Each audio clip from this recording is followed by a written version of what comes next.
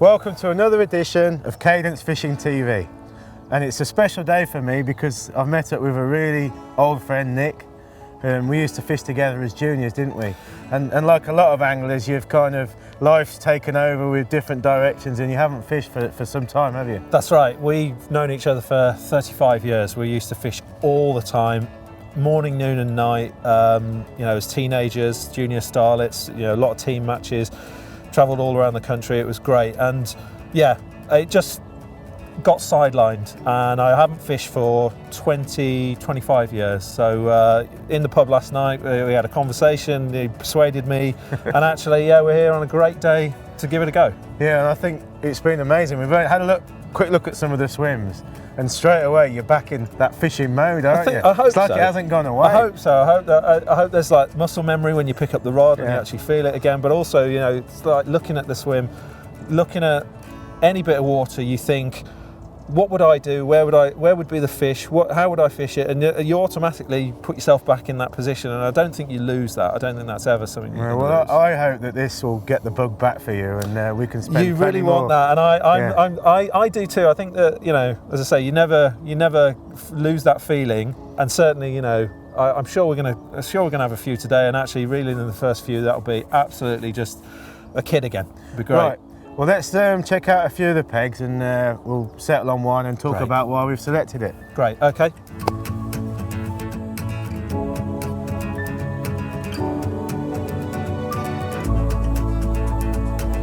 Well, Nick, I think we'll go for this peg. Yeah, this looks good. Last night when we were having a beer, I asked you what sort of fishing you wanted to do. Yeah. And it was stick float fishing you really wanted to, wasn't it? And this swim is one of my favourite stick float pegs. And I can see why.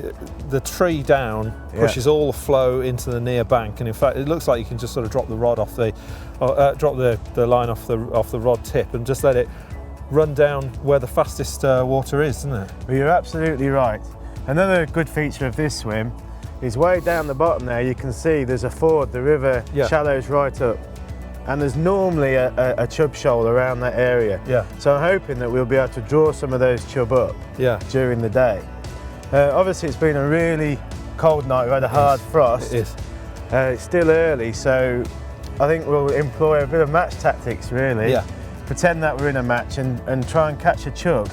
Yeah. By not feeding anything, which is a bit of a strange concept really, but we're just going to fish bread. Yeah. See if we can catch a nice chub to start with.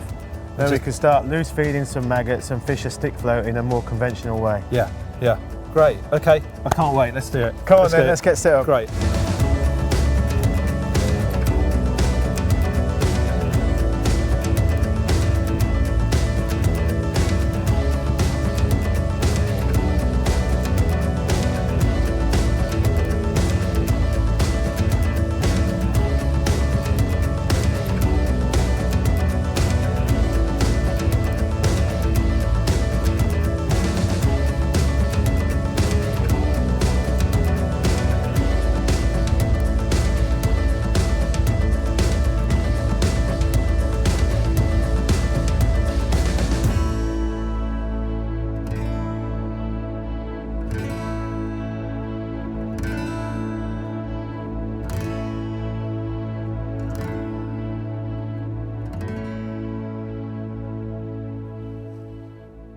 Right, James, if we're going to fish the bread then, what float should we use?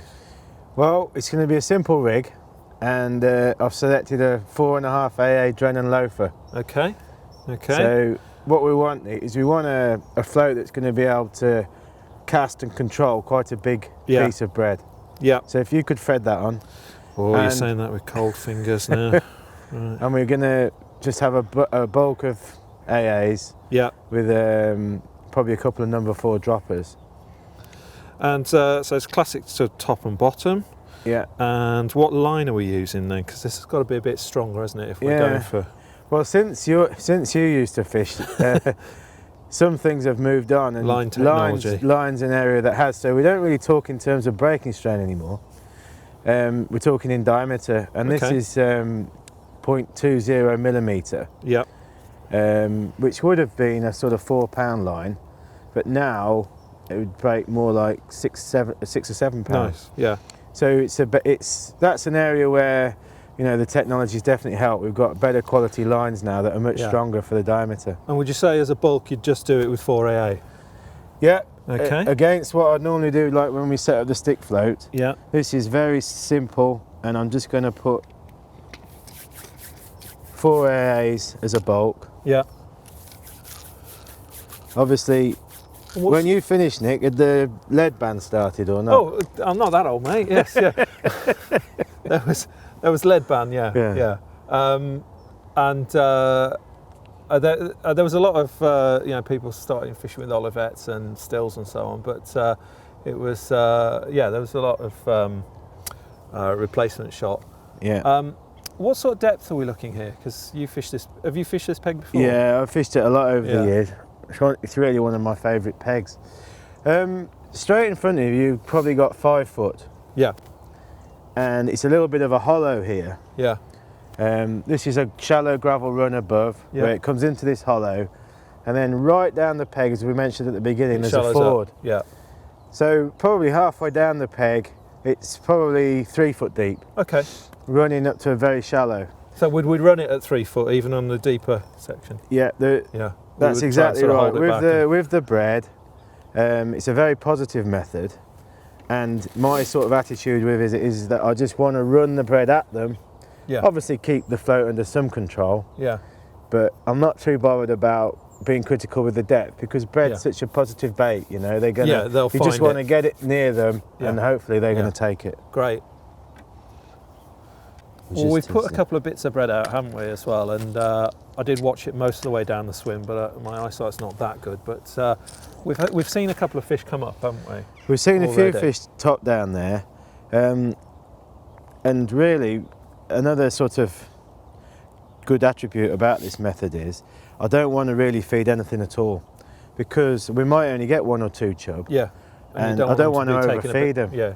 So bread being such a visible bait, I'm just hoping that there's some chub there that are going to take a fancy to what we're fishing. Yeah. Then we can start to feed, you know, some maggots, and start to try and encourage them to feed and draw them in to our stick float line. Yeah. Right, so there's the rig, Nick. Okay. Dead simple, positive rig. I'll say, blimey. Even I can see that hook. Okay. Yeah, it's a size 8 hook. And so we got it set at a reasonable depth. Would you then just bait it up and set it in? Is there any point in? I wouldn't. I mean, if I didn't know the swim, obviously I'd plumb up. But I've got the luxury of knowing the peg quite well, so okay. I don't need to plumb up. So we've got some bread then. Yeah. Here, I'll take a bit. Okay. And for the reel then, would you also set the drag just a little bit soft, so that actually you could? Well, because I might get caught out by the first big fish that comes along. Yeah, well, that's the great thing with modern spinning reels and match reels like that one. The drags are very efficient. So I would set the drag fairly light, but not too light, because you know how chub fight. Yeah. And we're going to have to keep some pressure on the fish to stop them from snagging us up. Yeah. And you might want to backwind as well, you know. Yeah. Perhaps so see how you go. Okay. So it's a good piece of bread, and you've put that on nicely. It's okay, it's coming back to you, isn't it? This is the first cast in let's say 25 years. Okay, and actually, I'm not even going to do any more than that's a little bit near to the edge. No, that's all right, because it'll come out and come into that main flow. Okay. And that's fishing really nicely. We might want to put another shot on it in a bit. Yeah, but it's sitting a bit also, high. It'll help us to see the float when it's right down the peg.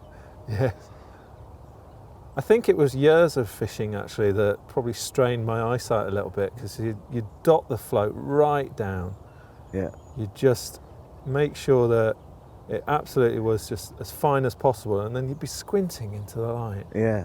This is you're right. I mean, this with the bread, it doesn't matter so much because it's such a positive bait. But we'll do that with the stick float, so it'll be just like you used to fish. We'll dot it right down to the little blip, so that it's as sensitive as possible. Every so often, just hold it back a little bit, just to help straighten the line out, and then where we're getting down there now, that's the sort of area where I'd expect a bite. Yeah. So just get ready. I can still see it. That's great. That's good. And I wouldn't go too much further than that, Try not to do a big wild strike and spook the fish. If you just can bring the float in nice and gently and sort of try and reel it up the side rather than back through where we're probably going to hopefully catch a fish. And then we'll just repeat the process. Yeah. Well, that was pretty straightforward. As I say, it's like riding a bike, isn't it? It looks like it. You controlled that float really well. Oh, there we go. Oh, there we go. Hey, first weed of the session. Lily, I think.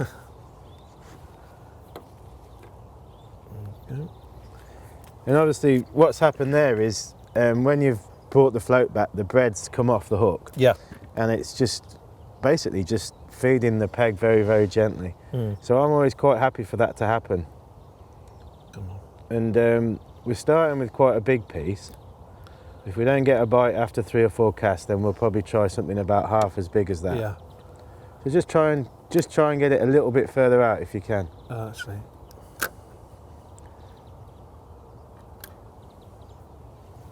That's it. Beautiful. That's right in the main flow. That's sitting a little bit lower. Yeah, I think that bread was a bit. You heavier. moulded that a bit harder onto the hook. Before the fluffy bread was holding the float up a bit. So you just hold it back to get past that little bit of weed that's floating down. There you go. That looks good. That's great. You got the float really nicely trotting down, and it's not being pulled off course by a bow of line, or so that bread's trotting down the swim very naturally. Yeah, and as you say, just holding it up every so often. Yeah. Which gives a little bit of movement. Oh. Did you have a bite then? Yeah. Was it really? Yeah. Great. That's a good sign. Yeah. That was that surprised even me. There you go. Yeah. Whoa, we got one! How fantastic! That's not a bad chub. So I'll leave it up to you, all right? But yeah. Just to say, obviously, watch the snags on the far bank and on the inside.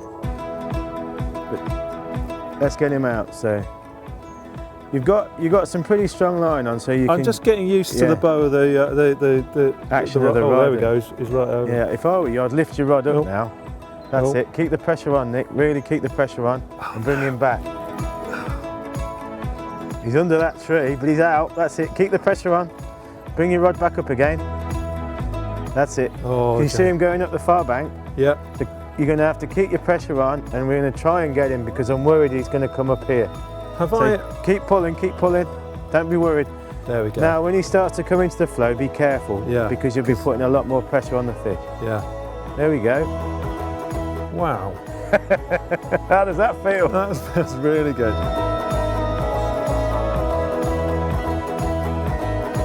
Well, on a cold day like this, I'm just pleased we've had a bite and we've hooked a decent fish. So no pressure. No pressure. Just got to get it in. He's got to get it in. Isn't it? Imagine it's a big match, and this might be the only bite of the day. Yeah. Thanks. Do you want to hand with the net when we get him closer? I will do. Yeah. Let me concentrate on one thing at a time. That's it. Keep his head up now, and bring him over, and we should be all right. That's it. Keep his head up.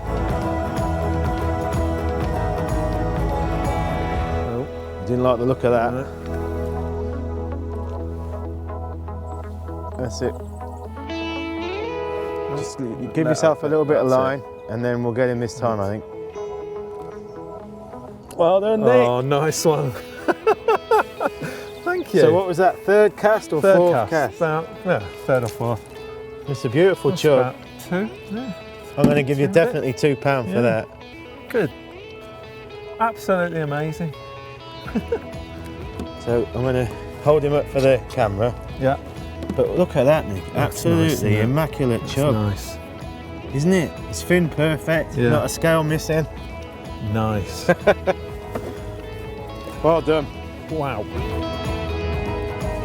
Well, should we put out a bit more bread? I reckon we should try another cast.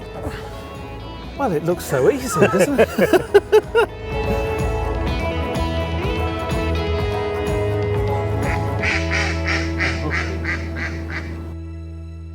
All right. In again, there we go. Look at that.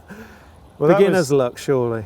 No, you're fishing that really nicely, Nick. And that one took further down the peg, didn't it? Yeah, well what we did is we shallowed up a bit. Yeah. And there's like a zone, it's actually, James, it's exactly where you suggested they were going to be.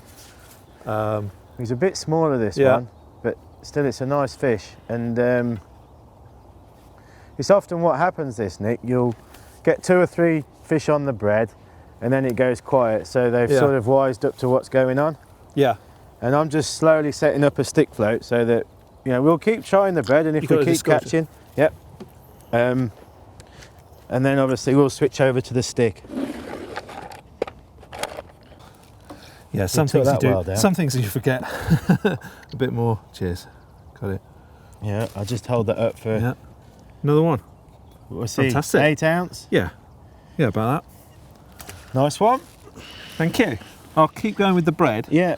Did you say take a shot off? You'll be all right. Keep going with what we've got now. Now we've shallowed up. Yeah, okay. And obviously we'll keep trying the bread, and when we're not getting any bites, we'll switch over to the stick. Yeah. Now let's treat ourselves to a new piece of bread.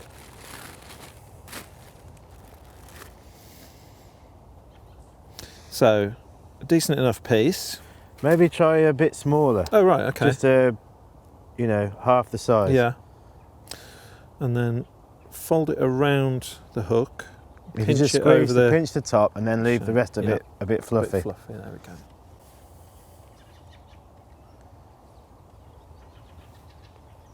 That's it.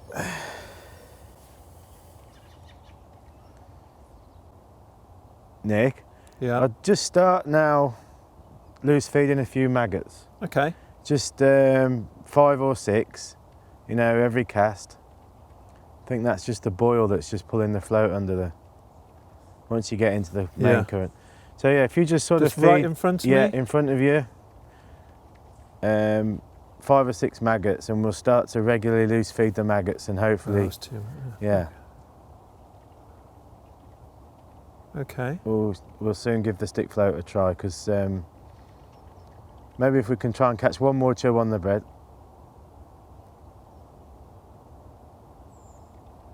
And then we'll see what's on the maggot. Yeah.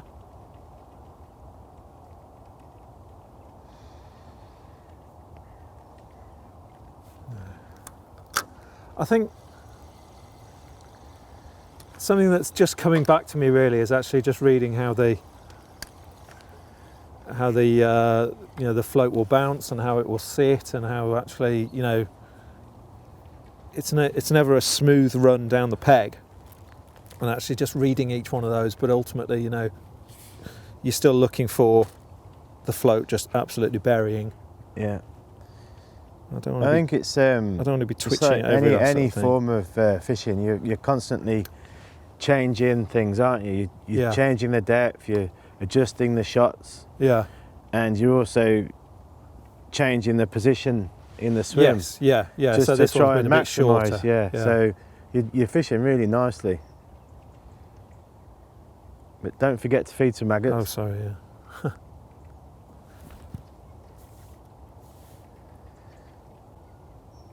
So are you finding that people coming back to the sport, are you finding that they're, that they want to go on rivers again, or do you think that they're keen on the commercial fisheries, which, I'm certainly aware of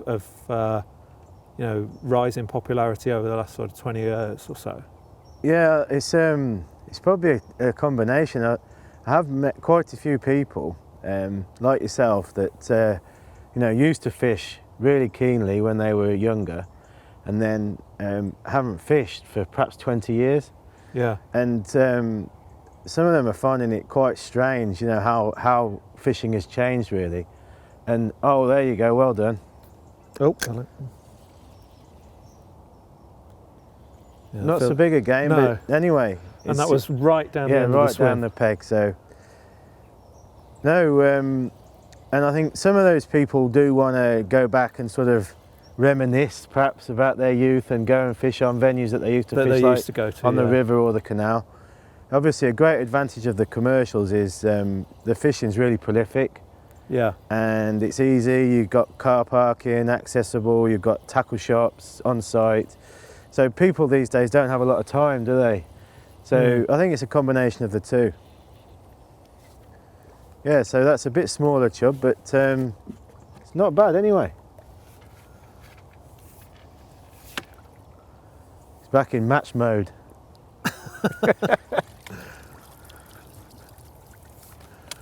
This is quite a good sign for the maggot because it shows that the small fish are feeding as well. Yeah, that's might have. Yeah, I don't worry about that. There you go. There we go. Great. Should we try the stick float? Yeah, well, I'm a little bit tangled here, so... If you sort that out, and then we'll give the stick float a go. I might just... there we go, it's twisted, there we go. I've gone for another 13-foot rod. The rod that you're using there is the 13-foot number 3. And the 3 signifies the power. Right. So that's the most powerful rod in the range of 13-footers. Yeah. And on the stick, we're going to fish the number 2. So it's got a bit more sensitive tip and middle, but it's still got the power to land a better chub if we hook one. Okay. Tell you what, this is helping to warm me up, but not by much. Well, we're in the shade of this big bank here, and it hasn't warmed up that much yet, has it? No. So with that in mind, Nick, keep feeding, but just keep feeding gently. Yeah. 5 or 6 maggots, but you know, a bit more regular than what you're doing. Okay.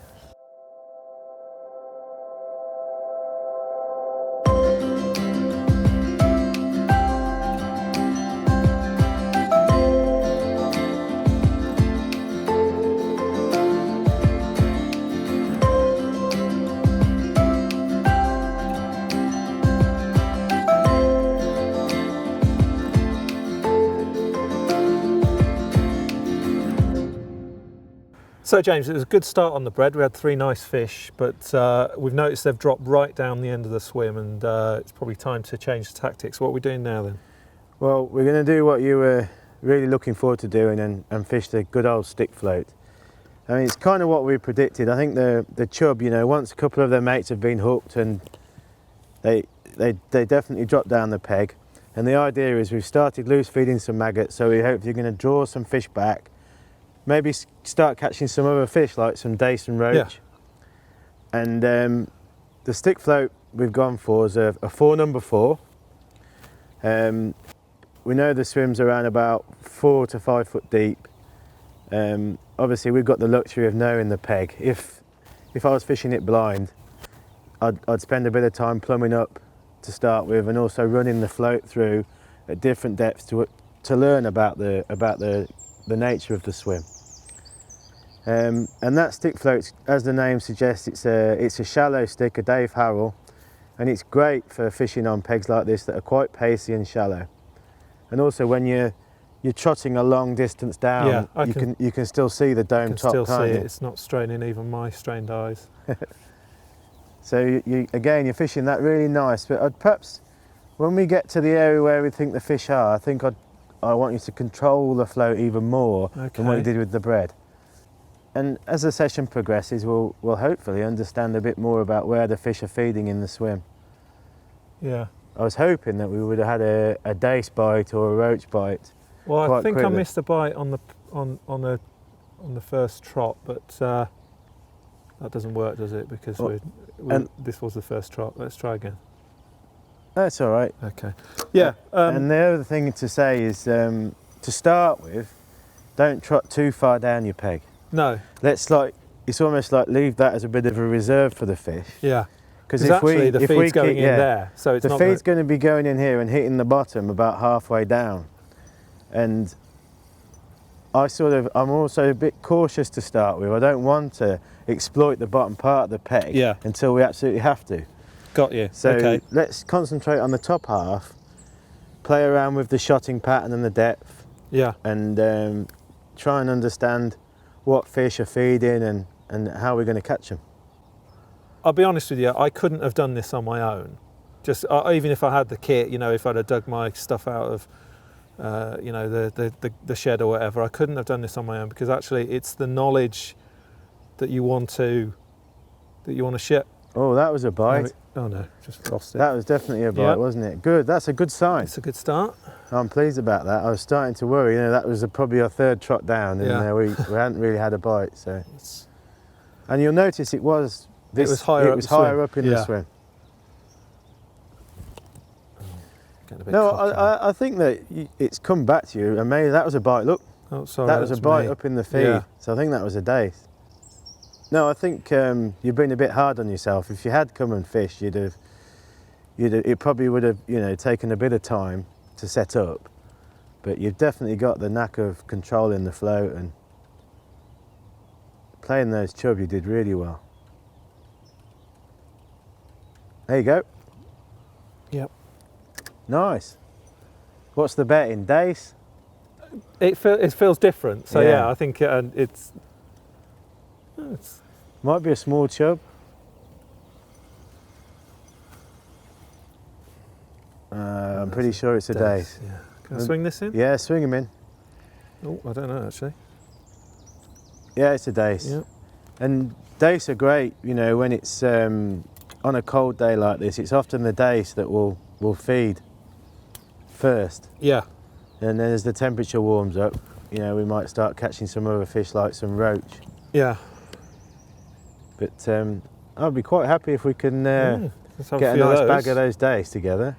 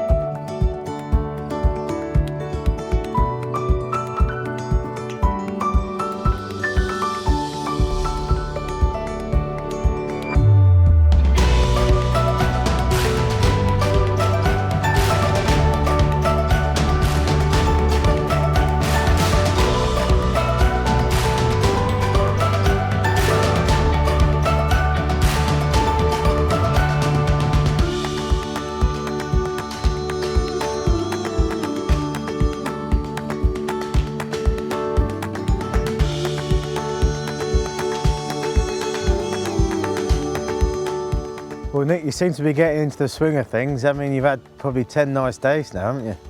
Yeah, I have. Yeah, it is very pleasing how things come back to you so quickly. And actually, I'm already thinking, well, actually, the last couple of days were quite small, so I'll double up my maggots on this next one. And it's things like that that are so pleasing that actually you are thinking like that. You're thinking like a fisherman again. You haven't forgotten, have you? Yeah. So yeah, it's pretty good. I don't suppose there's any chance of having a go, is there? Of course you can. But let me just empty the thing first. I'm quite happy. It's just great watching you. You're really back in the zone straight away. It is, and the rod and the reel actually are just they're absolutely just a joy to use. Certainly, it wasn't the dark ages back then, but from 25 years ago, the tackle was a little bit heavier. It wasn't. You didn't necessarily have the same actions, and actually it was a little bit more crude. I think you'd have been using a splice tip rod then. Probably, What a big advancement really has been the blanks. The blanks are a lot slimmer and lighter. Yeah. And we've got the technology now to make a very, very fine tip, but it's a hollow tip. Yeah. So that it's continuous with the rest of the blank, not like a splice tip. Yeah. So it means that you can make some really beautiful actions and develop actions for specific types of fishing. We just used to use a 13-foot match rod for everything. For everything, that's right. Now it's become a bit more specialised, so on bigger rivers, using longer rods like 15 and 16 footers. Yeah. And that really helps, especially when you're fishing deeper pegs and when you've got difficult downstream wind conditions. Yeah. So it's interesting, it's something I hadn't really thought about, but I think tackle's definitely moved on. Yeah, the balance of the rod and the reel is really, really good, and certainly the reel is so much better than what I remember reels were like. Even though you'd have some pretty nice ones. I used to fish like a Mitchell Match, which had the same sort of automatic action. There weren't that many of those around, but actually, this is very, very nice and very, very quick as well. Yeah, modern reels. I mean, that's a lightweight reel because it's made from magnesium. Right. Which also makes the reel very rigid and strong, as well as being lightweight. And I think reels now are more powerful. There's a lot of bearings in the reels, and it makes them very smooth and powerful, which really helps when you're catching lots of fish quickly, like what you are now. Yeah. Yeah, lovely days. You're back in match mode, aren't you? Well, I'm in the zone now, mate. I'm in the zone. But I didn't know what to expect. I didn't know whether I'd just be flapping about like, I didn't, like I'd lost everything. Yeah. I wouldn't compete against you, I'm sure, but I'd be happy to go out and fish again. Yeah. Because I think once you've done it and once you've reached a stage, you don't really lose it. No, not at all. No, I can see that. Oh, I've done it really. I think you're in danger of getting the bug back.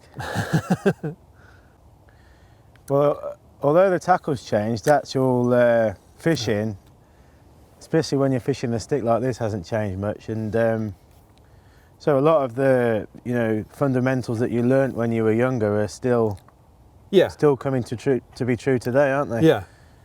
If I could just be critical of a couple of things. Go on, be critical. Is that all right? Absolutely. Yeah, just we're starting to get a lot of bites right up in the feed now off those days. So they're obviously taking on the drop. I wouldn't shallow up, but I just think I'd probably feed before you cast. Yeah. And then get your hook bait right in amongst that feed, and really anticipate a bite quite quickly. And what we'll do with time, obviously if the fish do keep coming like this up on the feed, we'll shallow up, and I might even bulk the shot up to make the rig more positive, which can help with dace, because dace bites can be very quick. Yeah. And when the shot that's spread out at the moment gives a lovely slow fall, great presentation, but it's perhaps not registering the bites quick enough. No.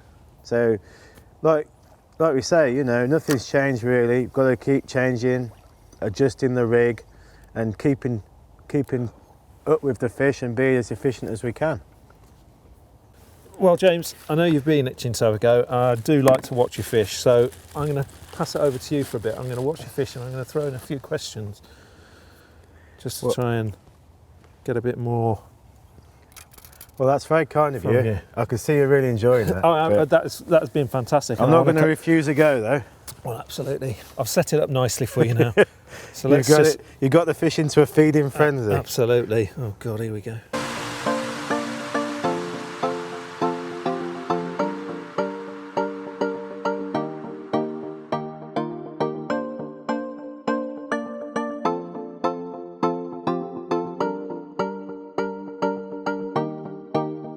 So James, you got "Go Fishing, Give Back" on as the Cadence motto. What does that mean to you? What's that all about? It's a big part of our sort of fundamental business model and message, in that we want to encourage kids to get back into fishing, and we actually donate to angling charities like Get Hooked on Fishing. So anybody that buys one of our products over £50 in value, we'll donate a kid's pole to one of these charities. Excellent. And we also support them as well. And like I mentioned, we're organising fishing days, taster sessions, so kids can fish. But fundamentally, we're giving a part of our profit back to support junior angling. Yeah, yeah. Well, this is it. There's plenty of people like me that will have loved fishing, but just will have fallen by the wayside. But actually, you've still got to get the next generation in, haven't you? You've still got to support them. It's right, and it's interesting because I have, like I mentioned, I've been in touch with quite a few people that are getting back into fishing after a long period away like yourself. And I've also found, when I've been helping some kids fish, that the parents have got into fishing as well, and they never had any inclination to fish before. So it's a double-edged sword, really. Well, Nick, I think we're going to call this our last fish, yeah? Okay. Not a bad fish to end on. Might just be able to swing this one in. Monty likes the look of it. Lovely day. Another day. I've had a few that size. That's good. So should we see what we've got? We see what we've got. Well, James, I've really enjoyed that. I mean, that's a fantastic net of fish for my first time back after so long, and I've really felt as though I just picked it up really quite quickly again. No, you absolutely did, and well done. There's 7 or 8 pound there of those 3 chub and dace.